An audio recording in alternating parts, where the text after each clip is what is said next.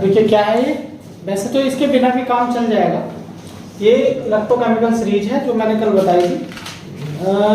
इसे कैसे नोट करेंगे, जैसे इसे इसी क्रम में नीचे को लिखना है। मैंने तो 3 पार्ट में इसलिए लिखा हो, 3 पार्ट में इसलिए लिखा है कि नीचे आएगा नहीं, इसके नीचे है ये सब। तुमने कक्षा 10 में पढ़ा होगा कि भाई जो नीचे के तत्व होते हैं वो ऊपर के तत्वों से क्रिया नहीं करते हैं, उन्हें नहीं हटा सकते। तो बिल्कुल वही है ये। वहाँ तो पागल बना दिया जाता है थोड़ा सा, थोड़े तत्वों को लिखवा करके, मगर ये सारे हैं जैसे LIKB ऐसा। तो इसे याद करने का तरीका ये है, लेके बड़ा स्कूटर, लेके बड़ा स्कूटर। यार तू बोलता फिर दोबारा बोलेगा बोलना नहीं है, समझना है ना। लेके बड़ा स्कूटर, कान्हा मांगे अल्टो। मतलब कान्हा के घर स्कूटर है, बड़ा स्कूटर है उसके पास, मगर वो क्या मांग रहा है, कान्हा मांगे अल्टो। किस में मांग रहा है, शादी में मांग रहा है। तो उसके पिताजी कहते हैं, जबकि कृष्णा मोहल्ले का लड़का है, फिकोनी भी मोहल्ले का लड़का है, और पंडित, जैसे पंडित जनरली कह देते हैं मोहल्ले में, तो 3 लड़के हैं, कृष्णा, फिकोनी, पंडित, हैं कुंवारे। क्यों है कुंवारे, अल्टो के चक्कर में। अल्टो के चक्कर में है ना, वो भी अल्टो मांग रहे थे मगर उन्हें किसी ने अल्टो दी नहीं। तो घरवाली कहती है फिर, हाँ जी, कहते ना हाँ जी। तो घरवाले ने सुना नहीं, तो फिर कहती है ए जी, फिर भी नहीं सुना। फिर कहा कि मुझे कह रही हो क्या, फिर कहती है ना, कहता है मुझे कह रही हो क्या, तो कह रही ए यू, तुम्हें ही कह रही हूँ। तो फिर उसने इग्नोर कर दिया, तो कह रही पिटोगे फिर। तो ये ऐसे करके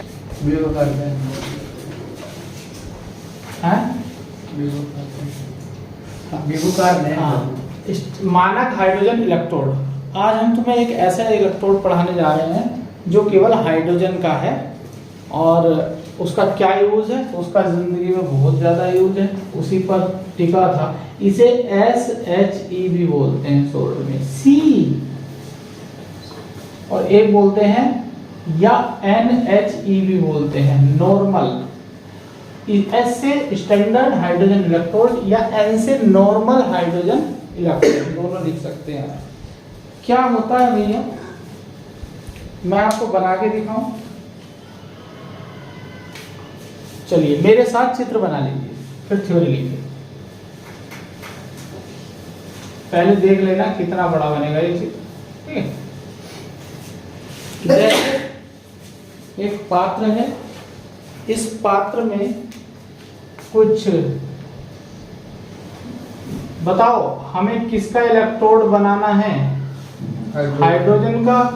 तो विलयन में क्या लेंगे, यहां लेंगे HCl। मैंने कहा था जिसका इलेक्ट्रोड बनाते हैं उसका हम क्या लेते हैं, विलयन लेते हैं, HCl। ये कितना होगा, 1 मोल पर लीटर, 1 मोल पर लीटर। तो इसकी सांद्रता कितनी हो गई, इसमें H कितने रहेंगे, 1 मोल, कितने रहेंगे, 1 मोल। H कितने रहेंगे, 1 मोल। हाँ, या 1 मोलर कह देंगे, 1 मोलर, बात वही। अब भैया चलिए ठीक है, अच्छी बात है, मगर इसमें हाइड्रोजन का इलेक्ट्रोड कैसे बनाएं, भाई धातु होती थी तो इलेक्ट्रोड बना लेते थे। तो यहां पर हमने एक फ्रेम लिया, एक फ्रेम लिया,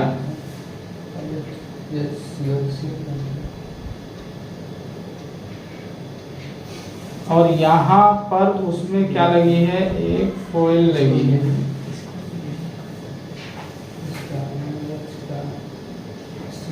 देखो यहाँ पर एक प्लेटिनम का तार लिया,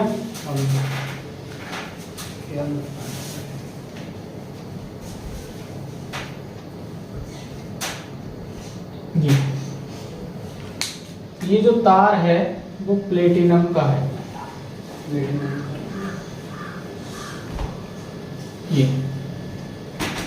ये जो तार है वो किसका है, प्लेटिनम धातु का है। यहाँ से H2 गैस जाएगी। अरे भैया H2 का आपका इलेक्ट्रोड नहीं बन सकता, इसलिए क्या लिया गया है, एक ढांचा लिया गया है ना, कांच की नली है, जो रिएक्ट ना करे। ये प्लेटिनम का तार लिया गया है, यहाँ प्लेटिनम की ब्लैक फॉइल लगाई गई है। ये क्या है? प्लेटिनम की ब्लैक फॉइल। क्या होती है ये फॉइल?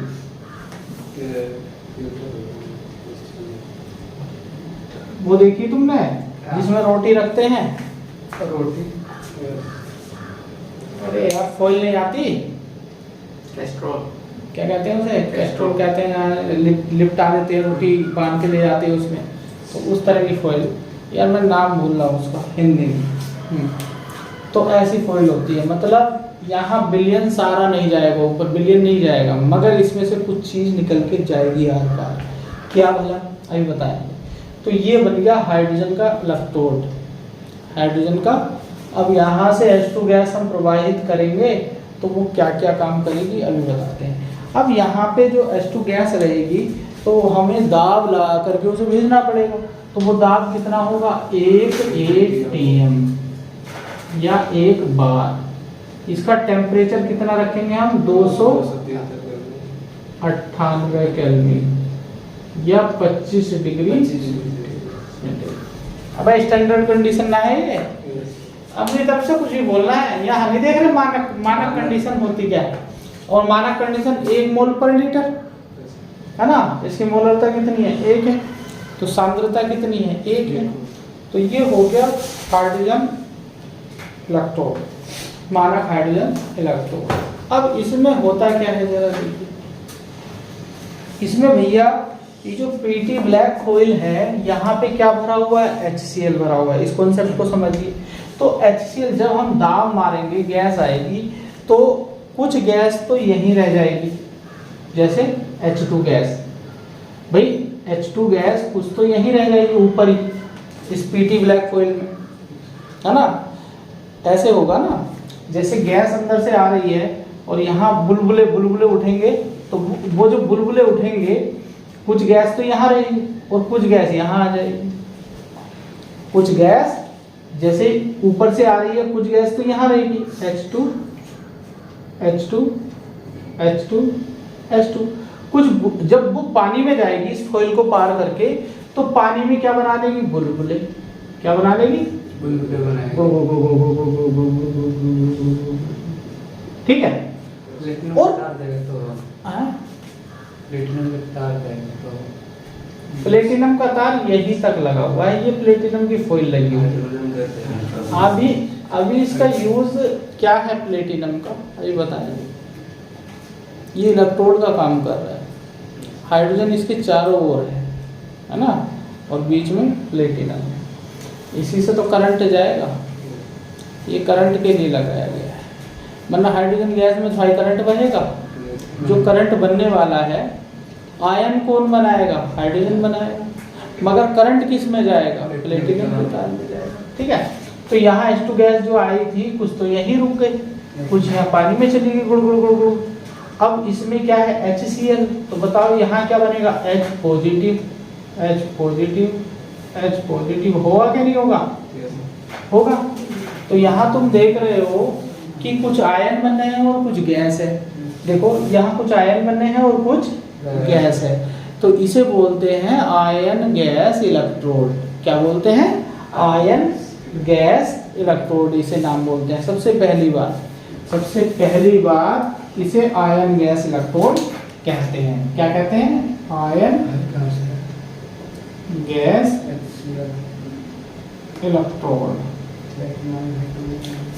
सबसे पहली बात समझ में, आयन गैस इलेक्ट्रोड कहते हैं। ये एक रेफरेंस इलेक्ट्रोड है। रेफरेंस जानते हो? ये है एक रेफरेंस, इलेक्ट्रोड है। इसका मतलब क्या है आइए बता दो।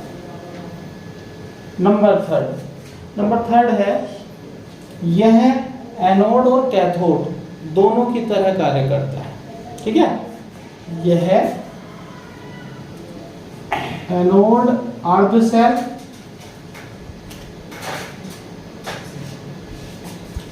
या, अभी मैं लिखवाऊंगा सारी बातें, आज बस यही टॉपिक पढ़ाना है। अर्ध सेल दोनों की तरह कार्य करता है, कार्य करता है। चौथा है इसका जो स्टैंडर्ड रिडक्शन होता है, इसका स्टैंडर्ड रिडक्शन पोटेंशियल या स्टैंडर्ड ऑक्सीडेशन पोटेंशियल कितना होता है? 0 होता है ना? क्या बात है? ऐसे देखो ये 4 पॉइंट है, चारों आपको समझने हैं। 0 हो जाएगा। अब देखो कैसे। सर वहाँ पर ये सीएल कैसे है? सीएल कैसे है? सीएल विलियन में रहेगा, विलियन में सीएल नेगेटिव रहेगा, ठीक है। उसे क्यों नहीं नहीं सकते? हाँ? और कोई तरह मान लीजिए स्ट्रेस सपोर्ट है, स्ट्रेस सपोर्ट है, HIN होनी चाहिए, HNO3 ले। तो अब H+E को और Cl नेगेटिव को क्यों नहीं दे रहा है? हाँ? तो एक रिएक्शन होगी, मान लीजिए इधर क्या है? H2 गैस है, उधर क्या है? H positive ion. तो देखो क्या हुआ है? ऑक्सीडेशन हुआ कि नहीं हुआ। अगर यहाँ Cl नेगेटिव ले लेगा लल्ला, इसका क्या रोल है भैया? वो अलग है, वो अलग आयन है, क्या ऑक्सीडेशन कह सकते हैं? क्या रिडक्शन कह सकते हैं? इसलिए हमें क्या लेना है? H positive. इधर कितने हाइड्रोजन है? 2। तो इधर भी 2 लिख लो, या इधर एक H आयन है तो इधर भी 1 कर लो। तो देखो गैस और आयन, इसीलिए इसे बोला गया आयन गैस इलेक्ट्रोड है। क्या इलेक्ट्रोड है? Ion gas. या गैस आयन बोल सकते हो, गैस आयन इलेक्ट्रोड है। क्या पहला पॉइंट समझ में आ रहा है? हाइड्रोजन इलेक्ट्रोड सी माने बह नहीं, लड़की नहीं, लड़की के लिए यूज होता है सी। स्टैंडर्ड हाइड्रोजन इलेक्ट्रोड या NHE नॉर्मल हाइड्रोजन इलेक्ट्रोड। अब सुनिए, गैस आयन इलेक्ट्रोड है, पता चल गया। इसे मैं ऐसे लिख सकता हूं। अब बच्चे अगर मुझे इसका स्टैंडर्ड ये इसका SRP लिखना हो तो कैसे लिखूंगा? E node. स्टैंडर्ड की बात हो रही है। SRP कैसे लिखा जाता? अपचयन रिडक्शन कैसे लिखा जाता है कि H पॉजिटिव से H2 गया। अब यहाँ तो एक ही है, यहाँ 2 है, या तो यहाँ 2 लगा दो तो चल जाएगा काम। बराबर कितना होगा? 0। इसे आप ऐसे भी लिख सकते थे, अगर H पॉजिटिव से हाफ H2 जाए तो भी कोई बुरा नहीं है, क्योंकि देखो यहाँ 1 है, यहाँ भी 1 है, ठीक है। अच्छा दूसरी बात की SOP कैसे लिखोगे? E H2 से H पॉजिटिव से यहाँ 2 लगा सकते हो, तो ये भी कितना होगा इसका? 0। अरे भैया एक बात बताओ, ये है क्या? ये विभव नहीं है, ये विभव नहीं है, ये भी तो विभव ही है। तो हमने अनंत पे क्या मानते थे? विभव 0। किसी एक बिंदु का विभव हमें नहीं निकाल सकते थे। इसीलिए ऐसे ही जब 2 सेल हैं, एक आधा इधर एक आधा इधर, तो आधे सेल का हम विभव काउंट नहीं कर सकते। तो हमने क्या किया था कि वहां फिजिक्स में क्या माना था? अनंत पे 0 माना था और इस बिंदु का विभव निकाल लिया था। अनंत पे माना था 0, तो यहाँ अकेले का कैसे निकला? Zn का कैसे निकला? SRP। Cu का कैसे निकला? अकेले अर्ध सेल का नहीं निकाला जा सकता, इसलिए उसके साथ हमने जो आधा सेल लगाया वो कौन सा लगाया? स्टैंडर्ड हाइड्रोजन इलेक्ट्रोड लगाया, और उसके आधे सेल को के विभव को हमने क्या माना? 0 माना। चाहे इसे इधर लगा लो तो ये कैथोड की तरह काम करेगा, सॉरी एनोड की तरह काम करेगा, लेफ्ट में लगाओ, और उधर लगाओगे तो कैथोड की तरह काम करेगा। और इसे जिसके साथ लगाओगे उसका विभव निकाल के देगा। ये निकालेगा नहीं निकालेगा? E सेल बराबर E cathode minus E anode या E anode minus E cathode. तो इसका क्या हो? रख दो 0 रख दो, तो जिसका हमें निकालना है वो निकल जाएगा। समझ रहे हो ना? ये अनंत मान लो, ये चीज क्या है? अनंत पे 0। तो यहाँ अनंत ना कह करके क्या कहा? Standard hydrogen electrode. आधा सेल जोड़ा गया। समझ में आ रही है कुछ बात? अभी बताते हैं। तो ये 0 होगा, तभी तो हमें विभवांतर नजर पता चलेगा। एक का 0 हो गया तो दूसरे का विभव तभी तो पता चलेगा। अच्छा, यह एक रेफरेंस इलेक्ट्रोड है। रेफरेंस का मतलब होता है किसी के साथ में, जैसे Zn के साथ में इसे लगाया जाएगा, Cu के साथ में इसे लगाया जाएगा, तभी तो Cu का निकलेगा, इसका 0 रख दिया जाएगा। उधर E सेल, अबे भैया ये लिखेंगे ना, E सेल बराबर, स्टैंडर्ड की बात हो रही है, E सेल बराबर E cathode minus E anode. अब हमें Zn का निकालना है, तो Zn को हमने क्या ले लिया, एनोड पे ले लिया, तो Zn का तो ये हो जाएगा E नोड Zn 2 पॉजिटिव से Zn, भाई रिडक्शन की बात हो रही है, माइनस, अब कैथोड पे क्या लगा दो, हाइड्रोजन लगा दो, कैथोड पे क्या होता है,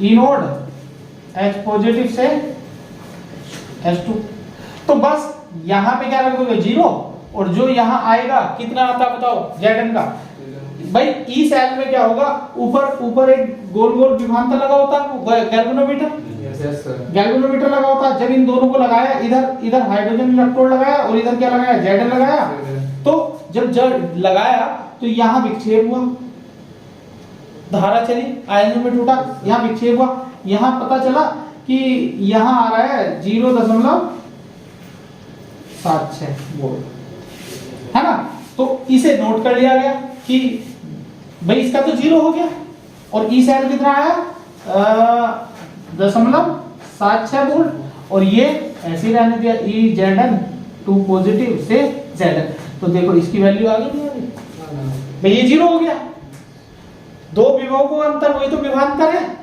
तो यहाँ विभवांतर ही तो आता। ऐसे करके हम क्या कर लेते हैं, हर एक का इलेक्ट्रॉन पोटेंशियल निकाल लिया, किसके सापेक्ष, SHE के सापेक्ष। जब सापेक्ष ही तो रेफरेंस है, ये एक रेफरेंस इलेक्ट्रोड है, किसके रेफरेंस में की, किसकी सहायता से की, है ना, हाइड्रोजन की सहायता से। यह एनोड अर्ध सेल या कैथोड अर्ध सेल दोनों की तरह कार्य करता है, या तो इसे इधर लगा लो या इधर लगा लो। भाई जब इधर लगाओगे तो H पॉजिटिव से हाफ H2, और उधर लगाओगे तो H2 से OH पॉजिटिव। भाई लेफ्ट में लगाओगे तो ऑक्सीडेशन और राइट में लगाओगे तो रिडक्शन, ठीक है। ये SOP है और ये SRP, तो ये बात समझ में आई। चलिए लिखिए, अब बनाया है चित्र तुमने, चित्र बाद में बनाना, पहले थ्योरी लिखो आप। यह एक गैस आयन इलेक्ट्रोड है, यह एक गैस आयन इलेक्ट्रोड है, और जब गैस आयन इलेक्ट्रोड लिखोगे तो ये और लिख लेना ऐसे करके, H2 gas H plus ion, है ना, H प्लस एक्वस, ऐसे करके। तो आप यहाँ हाफ H2 बना सकते हो या इधर 2 बना सकते हो, ऐसे करके ये और लिख लेना। तो यहाँ से गैस बन रही है और यहाँ आयन है एक्वस, तो ये एक गैस आयन इलेक्ट्रोड है। दूसरा पॉइंट लिखेंगे, यह एक रेफरेंस इलेक्ट्रोड है। रेफरेंस मतलब सहायता करने वाला, हाँ, तुम किसके रेफरेंस से पढ़ रहे हो, मेरे रेफरेंस से, है ना, तो रेफरेंस मतलब सहायता। यह एक रेफरेंस इलेक्ट्रोड है, रेफरेंस ऐसे लिखो। तीसरा लिखो, यह एनोड अर्ध सेल या कैथोड अर्ध सेल दोनों की तरह कार्य करता है। यह एनोड, तो देखते हैं जब ये एनोड की तरह वर्क करेगा, किसकी तरह, एनोड की तरह वर्क करेगा। चलिए हेडिंग लिखेंगे इसी के नीचे, एनोड की तरह। जब SHE एनोड की तरह, या ऐसे लिख लेंगे एनोड की तरह।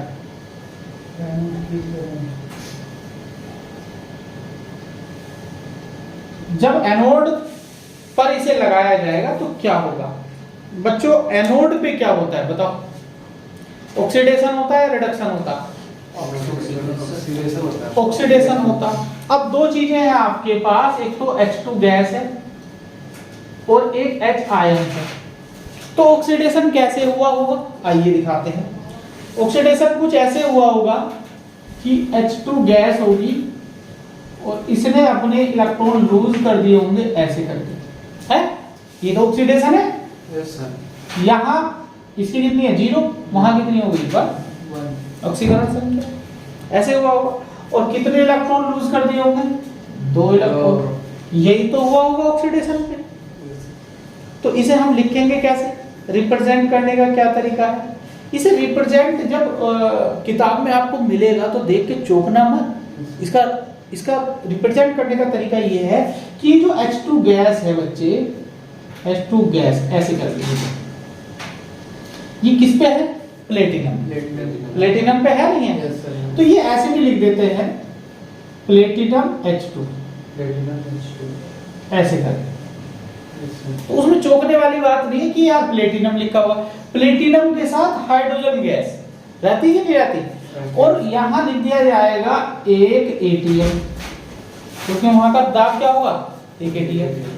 फिर आगे क्या होगा भाई, इसके H पॉजिटिव बना और ये किस में बना एक्वस में। और इसकी सांद्रता कितनी है 1 मोलर। ये केवल अर्ध सेल को रिप्रेजेंट करने का तरीका है। तुम कहो लवड़ से क्यों नहीं लगा? अरे भैया ये आधा सेल है, इसके दूसरी तरफ आधा सेल और है किसी और चीज का। तो केवल अर्ध सेल को रिप्रेजेंट करने का तरीका ये है। आप देखो जब मानक कंडीशन रहेगी तब यहाँ 1 एटीएम लिखा होगा, जब मानक कंडीशन रहेगी 1 मोलर लिखा होगा। मगर जब मानक कंडीशन नहीं रहेगी ना तो यहाँ 1 एटीएम और 1 मोलर नहीं होगा, कुछ और होगा। ठीक है, ये मानक कंडीशन के लिए। चलिए इसका हम आपको ऑक्सीडेशन को लिखे विभव, ऑक्सीकरण विभव लिखे इसका ई नोट स्टैंडर्ड लिखेंगे। क्या होता है ऑक्सीडेशन कि H2 से H पॉजिटिव है, या तो यहाँ हाफ बना लो या यहाँ 2 बना लो। तो ये कितना होगा 0 क्लियर है? ये क्या है SOP 0। तो ये एनोड की तरह ऐसे काम करेगा। क्लियर है ये चीज? क्लियर है इतनी चीज? चलिए नंबर 2 कैथोड की तरह कैसे काम करेगा। कैथोड की तरह इसे भी समझ लो। जब हम इसे कैथोड पर लगाएंगे तो बच्चों कैथोड पे जब लगाएंगे तो कैथोड पे क्या होता है रिडक्शन होता। तो रिडक्शन कैसे होगा H पॉजिटिव एक्वस से क्या बना लेगा H2 बना लेगा, H2 गैस बनाएगा। अब इधर 2 बने हैं तो यहाँ भी 2 लिख लो और यहाँ आपको +2 इलेक्ट्रॉन लिखने पड़ेंगे। ऐसे करके 2 इलेक्ट्रॉन लेने पड़ेंगे। अब इसे रिप्रेजेंट करने का तरीका है क्या, ऐसे H पॉजिटिव एक्वस 1 मोलर सांद्रता, वो बिल्कुल उल्टा कर देंगे PtH2 ऐसे करके PtH2 और 1 ATM। जब ये बवाल देखकर डर मत जाना कि यार ये क्या लिख रखा है ATM 1 मोलर PT क्यों लिख रखा है। ये हाइड्रोजन इलेक्ट्रोड को रिप्रेजेंट करने का तरीका है। ठीक है, यहाँ पे आप 2 लिख सकते हो क्योंकि उधर 2 बना। अगर नहीं भी लिखोगे तो भी सही है, वो ऐसे लिख के देगा आपको, क्योंकि तुम्हें पता होना चाहिए 2 गए होंगे तभी तो बना है ना। H2 तभी तो बना है जब 2 H आयन होंगे। चलिए अब इसका हम निकाल देते हैं क्या स्टैंडर्ड रिडक्शन पोटेंशियल। तो रिडक्शन में क्या होगा H पॉजिटिव से H2 है, तो यहाँ 2 लिख सकते हो बराबर कितना होगा। और ये क्या है स्टैंडर्ड रिडक्शन पोटेंशियल। क्लियर है? ये रिप्रेजेंट करने के तरीके हैं। जब ये एनोड पे लिए जाएगा तो ऐसे, जब कैथोड पे लिए जाएगा तो ऐसे रिप्रेजेंट। ठीक है, चलिए नोट करें।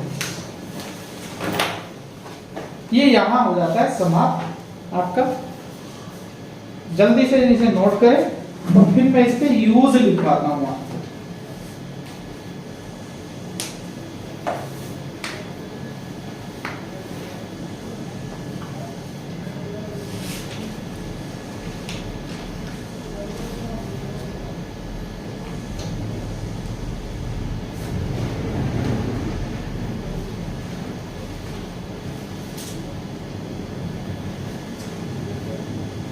क्या ये बातें समझ में आ रही है तुम्हारे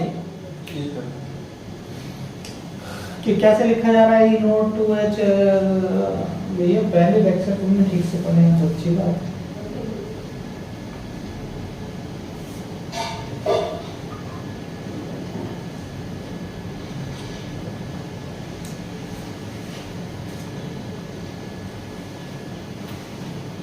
केमिस्ट्री का पहला चैप्टर जो हमने कराया था, सॉरी दूसरा सॉल्यूशन विलियन, तो उसका बहुविकल्प पे टेस्ट भेज दूं व्हाट्सएप पे?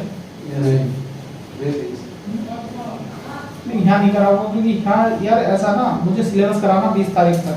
मैं सोच रहा हूँ ये चैप्टर समाप्त हो जाए 20 तारीख में, इसकी वीडियो वहाँ ना बनानी पड़े ज़्यादा से ज़्यादा। इसकी यूनिट सेकंड से बहुत अच्छे क्वेश्चन आते हैं। इससे छोटा क्वेश्चन आता है 2 नंबर का, इससे बड़ा क्वेश्चन आता है। और आपके ज़्यादा क्वेश्चन पूछे जाने वाले हैं, क्योंकि 6 चैप्टर हटा दिए हैं। 6 चैप्टर के बदले इन्हीं चैप्टरों से क्वेश्चन पूछे जाएंगे जो हैं, है ना। तो आपको ज़्यादा क्वेश्चन, एक एक टॉपिक पढ़ोगे ना तो आपको बहुत सारे क्वेश्चन देखने मिलेंगे इस बार एक चैप्टर से। पहले डिवाइड हो जाता था, अब जो सिलेबस कम हो गया तो ज़्यादा मिलेंगे देखने को केमिस्ट्री में। अभी ये यूनिट कल समाप्त हो गया,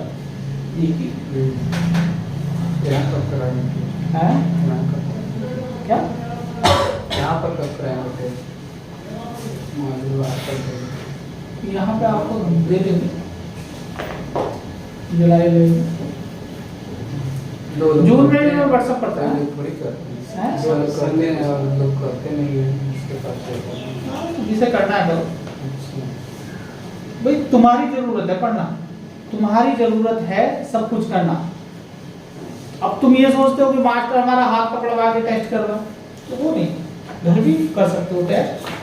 अब इतना सिलेबस देखो, मैं सिलेबस छुड़वा नहीं रहा हूँ।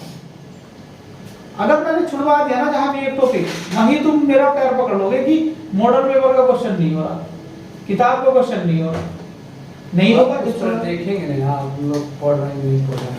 मैं क्यों देखूं? तुम्हें नहीं पढ़ना चाहिए, पढ़ना चाहिए। अब तुम ये सोच रहे हो कि मैं टेस्ट लूं, तुम्हारे नंबर बढ़िया है, शाबाशी दूं, उससे काम नहीं चलेगा भैया। बोर्ड में नंबर लाना तब हम देखेंगे एक एक चैप्टर के। और दूसरी बात, कोई नंबर नहीं ला रहा मैं उसे डांटता रहूं, मुझे इस चीज से आप सिंसियर हो और सिंसियर होना चाहिए। तो जैसे आपको वो मिला था व्हाट्सएप पे, मैंने 2 टेस्ट भेजे, नहीं तुम्हें करने चाहिए। और इतना तो नेट होता होगा, ये बिल्कुल नहीं होता। खराब हो गया, मोबाइल खराब हो गया है तो किसी का चाचा का, भाई का, भतीजे का, किसी का तो चलता होगा, मोहल्ले में किसी का नहीं चलता, तो वो व्यवस्था आपको करनी। मैं क्यों, मेरा सिलेबस स्लो चलेगा, हमसे बाद में पढ़ाने वाले लोग हमसे आगे निकल गए, तो उसकी परवाह नहीं है मुझे कि आगे निकलो या पीछे निकलो। मैं ऐसे चलूंगा तब जाके दिसंबर तक सिलेबस करवा पाऊंगा, इतने आराम से। मैं 45 मिनट तो नहीं पढ़ाता, जब से तुम आ जाते हो खड़ा हो जाता हूँ, पढ़ाता ही रहता हूँ। और कितना टॉपिक पढ़ा रहे हैं, केवल 1 टॉपिक, और 2 दिन भी लग जाते हैं इस टॉपिक। तो भाई मैं किसी दिन भी तुम्हें टलकाऊंगा नहीं कि बात करने लग गया, पूरे घंटे में पढ़ा रहा हूँ, फिर भी सिलेबस हमारा हो सकता है जनवरी तक जाए फिजिक्स का। तो मॉडल पेपर भी करने हैं हमें, अनसोल्ड पेपर भी करने हैं, किताब के क्वेश्चन भी करने हैं, तो कैसे होंगे भैया? और टेस्ट भी करने हैं। तो जैसे लिखित टेस्ट की बात है तो वो जुलाई से करा दिया करेंगे। अब तुम्हें लिखित टेस्ट कराएंगे तो उस दिन पढ़ाई नहीं होगी।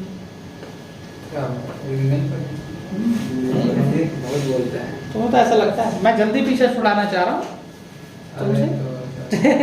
मतलब सिलेबस से जितनी जल्दी सिलेबस हो जाएगा और आराम से चले सिलेबस तो मजा आता है। करवाएंगे। अबे यार तेरा कैसे नेट का रिचार्ज मैं करा दूंगा, फोन तो ले। सर होटल जाए हैं? बोतल उधर ही रखी होगी पीछे। चलिए अब यूज ऑफ SH लिख लेते हैं। यूज ऑफ, हालांकि आपसे पूछे नहीं जाएंगे फिर भी लिख लेंगे। आज मेरे पास कुछ नहीं है, यूज भी तो हमें पता होना चाहिए कि इसका यूज क्या है। बताओ इसका यूज क्या है? यूज क्या है? हम फिजिक्स में क्या निकालते थे? अनंत पे एक बिंदु का v1 क्या ले लेते थे? 0 ले लेते थे। और एक B2 हमारे पास यहाँ होता था, इसका विभव निकालते थे भैया, ये भी तो विभव ही निकलवा रहा है। तो किसका, यहाँ कोई एलिमेंट रखा है, ELEMENT एलिमेंट क्या रखा है, Zn रखा है, Cu रखा है, कुछ भी, और यहाँ क्या रखा है, हाइड्रोजन का इलेक्ट्रोड रखा है ना, हाइड्रोजन इलेक्ट्रोड। तो ये क्या काम करता है, हाइड्रोजन का इलेक्ट्रोड क्या लेते हैं हम, 0 विभव इसका, और उसका विभव क्या है हमें पता नहीं, और इनका जो अंतर होता था वो डेल्टा B होता था, B2 माइनस B1, ऐसे करके, इसे अगर B1 माना जाए और इसे B2 माना जाए तो ऐसे करके B2 माइनस B1। तो यहाँ पे डेल्टा B की जगह क्या आ गया, E सेल आ गया, क्योंकि ये पूरा सिस्टम सेल बन गया। देखो कंपेयर कर रहे हैं फिजिक्स से। अब B2 कौन है, हाइड्रोजन का इलेक्ट्रोड है, E कैथोड लिखेंगे उसे, और इसे E एनोड लिखेंगे। अब इसका क्या हो जाएगा, 0, यहाँ E एनोड कौन है, Zn है ना, ऐसे करके लिख दिया। अब E सेल क्या होगा, यहाँ पे एक गैल्वेनोमीटर लगा हुआ है जो उसमें रीडिंग बताता है कितनी बिजली प्रवाहित हो रही है। जैसे जितना वोल्ट यहाँ दिखाएगा, मान लीजिए दिखा दिया 0.76 वोल्ट, तो यहाँ E सेल का आया ना वो तो पूरे का, तो क्या लिखेंगे हम 0.76 और EZn ऐसे करके आ जाएगा माइनस 0.76। तो हमें मिला किसका, जो E सेल आएगा वही उस एलिमेंट का पोटेंशियल होगा, चाहे वो ऑक्सीडेशन हो या रिडक्शन। समझ में आई बात, रिलेट करके दिखाया, ये चीज है वही, बस यहाँ विभव को किससे रिप्रेजेंट कर रहे हैं, E से, स्टैंडर्ड। क्लियर। तो हम क्या करते हैं, इसकी सहायता से हम तत्वों के मानक इलेक्ट्रोड विभव निकालते हैं। ये क्या निकाला हमने, मानक इलेक्ट्रोड विभव किसी तत्व के साथ जोड़ करके। तो लिखिए पहला पॉइंट, इसकी सहायता से किसकी,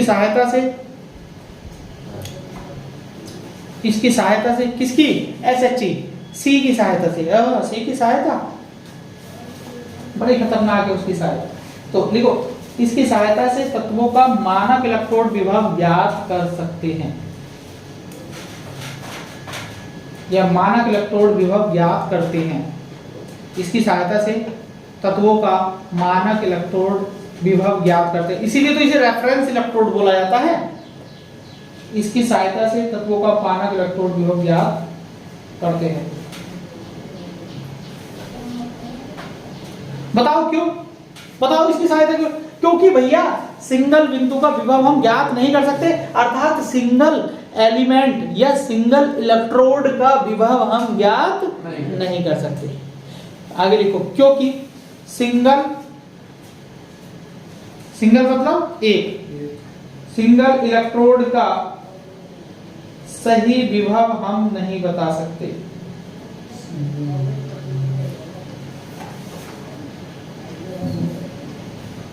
सिंगल इलेक्ट्रोड का विभव हम नहीं बता सकते, सिंगल इलेक्ट्रोड का विभव हम नहीं बता सकते।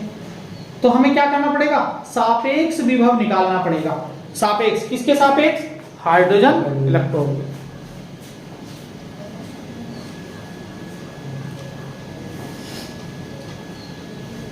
ठीक है, क्लियर है। आगे लिखो नंबर 3, जिस तत्व का इलेक्ट्रोड विभव ज्ञात करना है,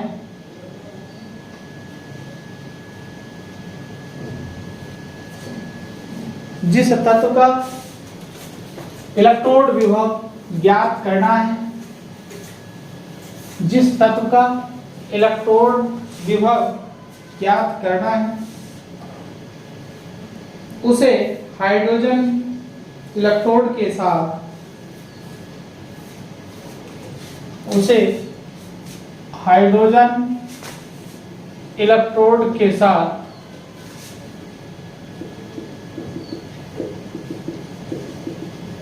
हाइड्रोजन इलेक्ट्रोड के साथ कैथोड पर या एनोड पर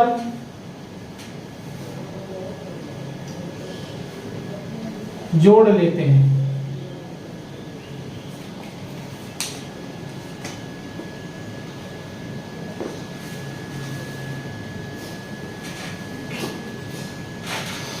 जैसे देखिए ये जोड़ लिया हम, बताओ ये लेफ्ट में है ऑक्सीडेशन होगा, यहाँ क्या है Zn तो Zn कैसे करेगा, सॉलिड है, ये क्या करेगा Zn2 पॉजिटिव और 2 इलेक्ट्रॉन निकाल देगा, ऑक्सीडेशन हो।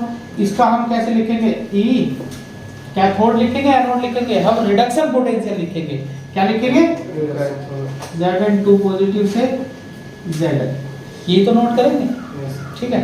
अच्छा यहाँ क्या हो रहा होगा, यहाँ H2 गैस आ रही है भाई, यहाँ रिडक्शन हो रहा होगा उधर की तरफ, तो रिडक्शन कैसे होता है, इलेक्ट्रॉन लेने का काम, तो ये एक्वस में है, ये 2 इलेक्ट्रॉन ले रहा होगा तभी तो H2 गैस बना रहा होगा, ऐसे करके तो ये हो गया।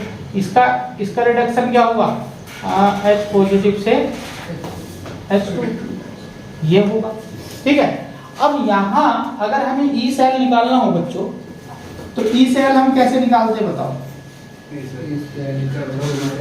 ई कैथोड